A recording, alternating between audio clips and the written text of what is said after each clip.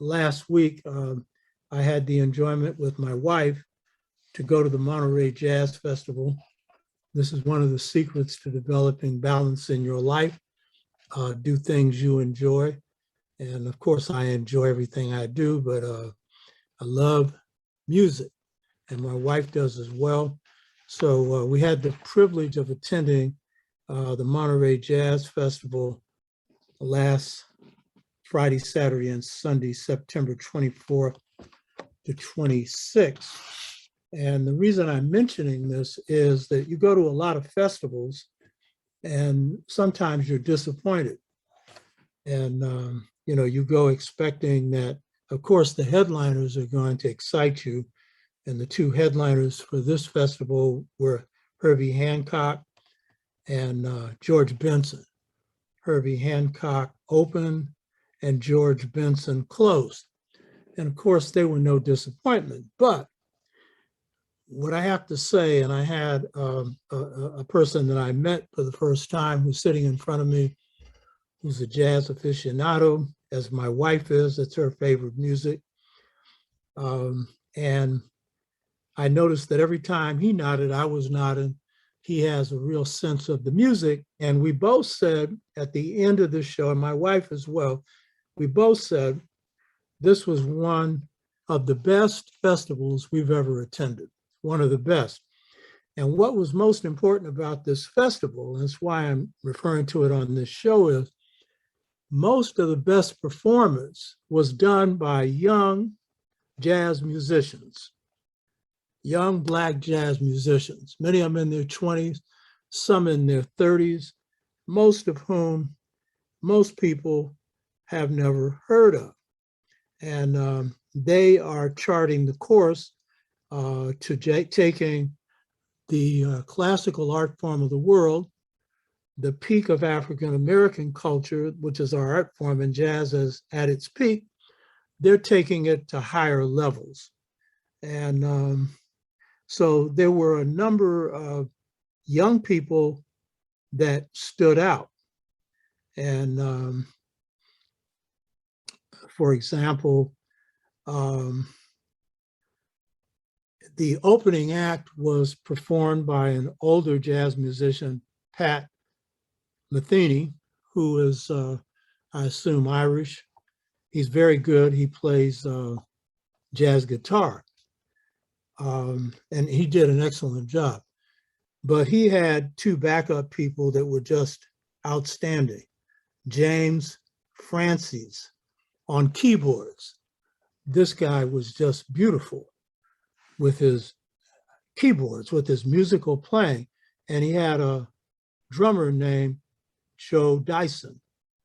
Joe Dyson did things with the cymbals I've never seen before or heard, in that he came up with sounds I've never heard. And this is a young drummer, and he wasn't just hitting the drums.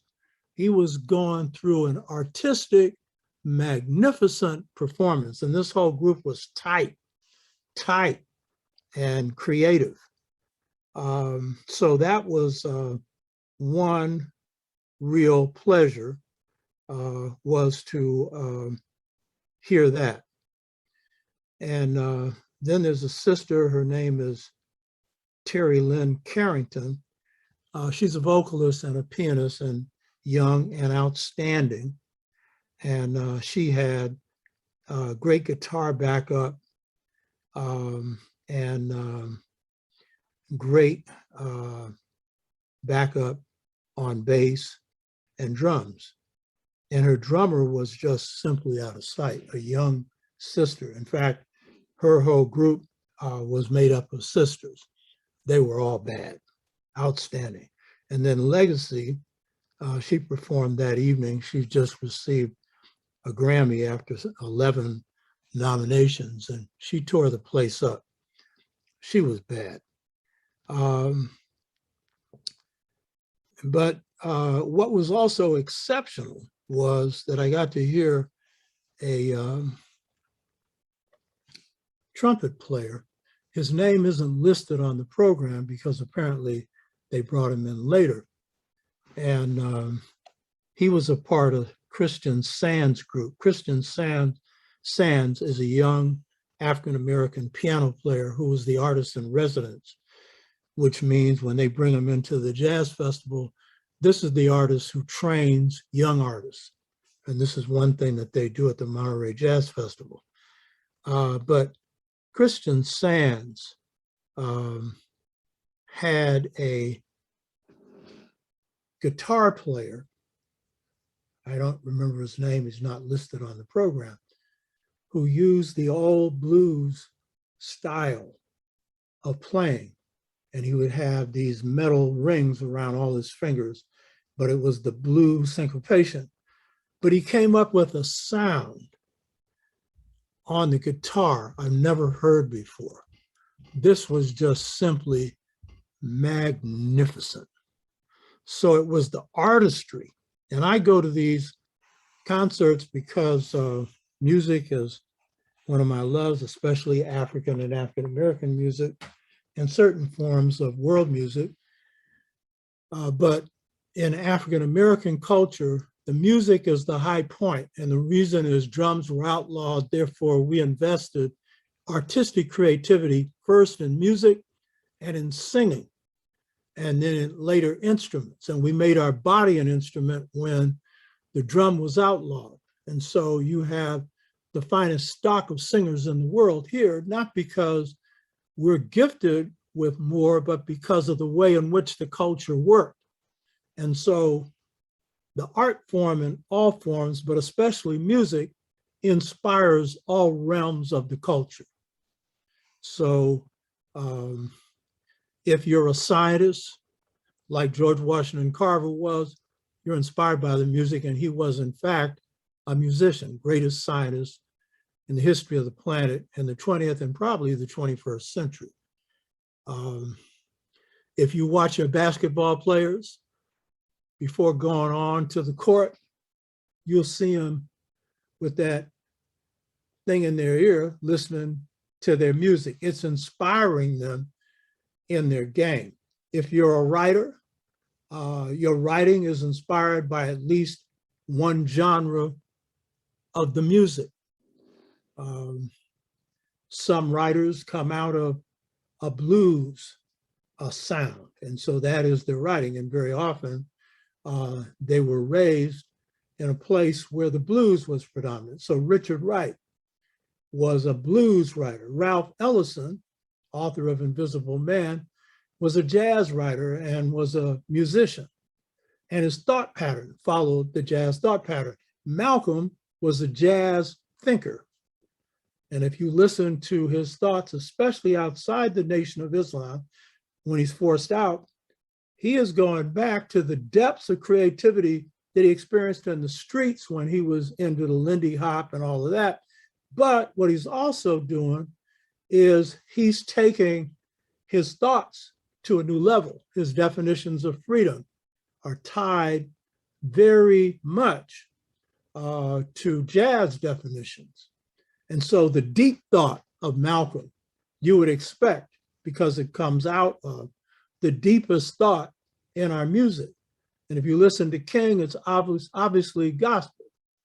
And James Baldwin said it was jazz that inspired him. And if he says so, it's certainly true, because he had a depth of thought, the only person that ever beat Malcolm in a debate that I saw.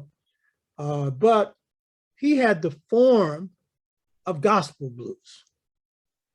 So if you're looking at creativity and the essence, the ethos of the African American is creativity, then the music